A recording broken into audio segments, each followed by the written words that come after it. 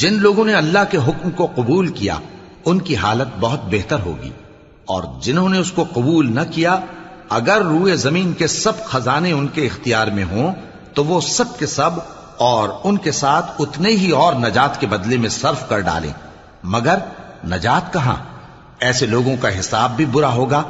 اور ان کا ٹھکانہ بھی دوزخ ہے، اور وہ بری جگہ ہے۔ بھلا جو شخص یہ جانتا ہے کہ جو کچھ تمہارے پروردگار کی طرف سے تم پر نازل ہوا ہے حق ہے، وہ اس شخص کی طرح ہے جو اندھا ہے،